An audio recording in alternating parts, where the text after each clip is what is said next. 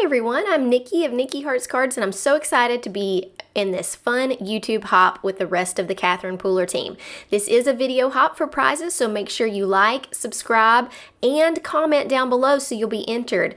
We're going to be using the cover plate die and these new metallic inks as well as some of the stamp sets.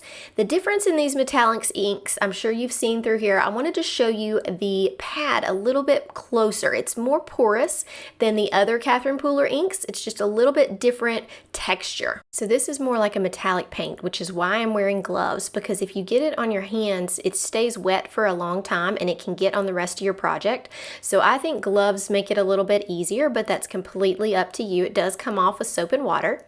And it's a little different because the ink is more like a paint. You do need to work at it a little bit more to get it on your stamp. You can kind of rub it, dab it, just do a combination of those. And then I like to stamp it 3 times to get that really great gold effect. And here's how it looks. It's a beautiful gold. It does have some shimmer to it, not excessive amounts, but it's just a beautiful gold color. You do need to spray a fixative or use some heat embossing powder to help this paint dry and stay sealed. The second way that I used it, I tried direct to paper, but I was afraid I was going to use too much of my ink this way. So I grabbed an ink blending brush. And since it is a paint, it does ink blend. Now you need a dedicated brush for this, but I really love the effect. It makes it a little softer gold, but it is so beautiful up close. So what I'm doing now is I'm ink blending an area that I'm going to die cut, because the main part of this video is going to be showing you the ways to use the cover plate. And we're going to use this as die cut pieces in that cover plate, and it's going to look so cool. Let me zoom in on it so you can see the shimmer. Look at that, beautiful. Okay, so to get ready for this cover plate, I'm going to create some cardstock. I love doing this with Catherine Pooler inks. I'm using rouge for one of them, and then I'm going to use a green. For the second one, I'm using spruce. I just love this green color. It's such a great color for this card, and it really goes well with the rouge. So I'm just coloring in the cardstock. You don't have to make it perfect because we're going to be cutting the cover plate out of this. So I'm going to show you my trick on paper piecing. I do have some tape along the back of this piece, and I'm making sure that I keep all of the little pieces back in there so that I can put this together like a puzzle later. So hang on to your pieces. So my biggest tip for creating these fun paper piecing projects is to use your bottom layer as an embossed image. So I'm going to use the Spellbinders plates. I'm going to do platform A, platform B, then my die. I'm going to add my green piece of paper face down, and I'm going to tape it to the plate just to make sure that it doesn't move and we get the proper image. I'm adding the embossing mat, which is the E, and then I'm going to add D, which is called the adapter plate, and run it through. Now look at this embossed panel. Amazing. Now we're going to put our pieces there. There are a couple little cracks in my embossed folder, but that's no big deal. They're underneath where our paper pieces are going to go. So I'm going to put this together in fast motion like a puzzle. Now you could add a double-sided adhesive to the back of your red panel and do this. I just like using glue because I like the freedom to move those pieces around a little bit. So I tend to use glue for my pieces. And then I just line these two up, kind of poke out what I need and place it on there. You do need some kind of pickup tool. I really like this little wax end here. It tends to make that a little bit easier. And I just love how much detail this gives the background. Let me show you. Look at that.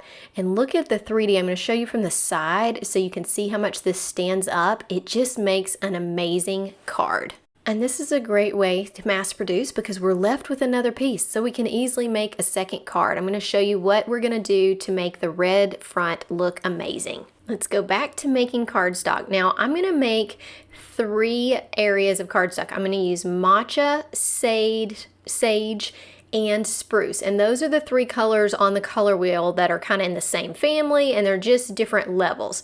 So I'm going to create 3 stripes. Now I could simply put these 3 stripes behind my red panel and it would look amazing, but we're going to cut them into actual stripes, and I think you're going to love it. Look how awesome those stripes look. That would be easy to do and just put behind your other thing. What I'm going to do now though is I'm going to cut these into stripes. There are some dies that do this. I just put my paper down and moved it over 1/4 of an inch each time and cut little strips that were 1/4 of an inch and held onto those. And I'm going to continue that through this whole piece, and then I'm going to put them on a white back. So I'm using my grid mat to make sure that I've got everything lined up appropriately. The most important stripe is the first one, so you really want to use a T-ruler. Make sure that you get everything straight. If you're wanting the lines to be straight the whole way down, you need to start off that way. So that's why I taped this piece of paper to the mat so I wasn't moving it. And then I'm going to use my T-ruler and glue so that I can adjust this piece and make it perfectly level. I still use my level just to be sure, but also just to scoot these little pieces up next to each other. If they have glue, you can move them a little bit with your level T-ruler, and so I use that to make sure that there's no gaps in between, and it works great. So once I put this piece together, you are going to be amazed at how cool it looks behind that cover plate. So let's zip ahead to that.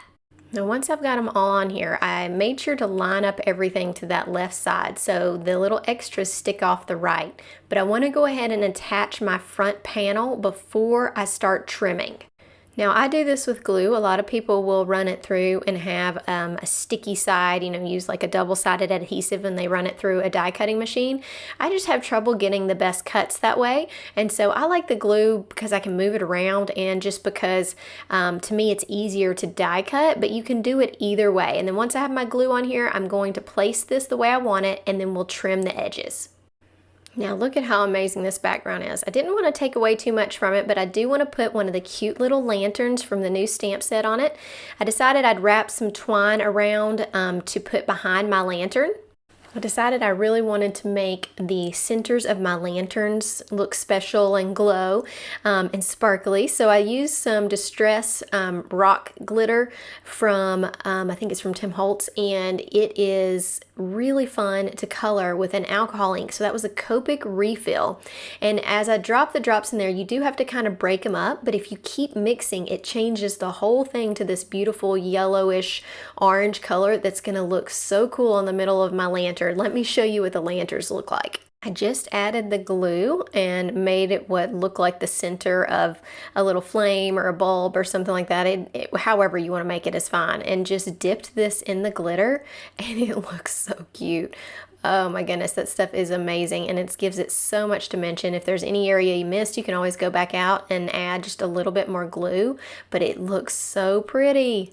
So since this video is more about the background, I'm just going to show you I added lots of greenery, some little pine cones, and some berries to finish off this card, and then of course the beautiful gold sentiment. Now for the second card, remember it's that piecing one, and I decided I wanted to make the little center round areas gold, and this worked really well. So if you're working with this ink, using a sponge dauber like this, plus they're relatively inexpensive, so if you do ruin it with your paint ink, it's not that big of a deal, but it is hard to do dots. I probably should have just done a line and then cut it out, but it looks really good. These make really great little accents, almost like your own sequins, and let me show you how I used them on the project.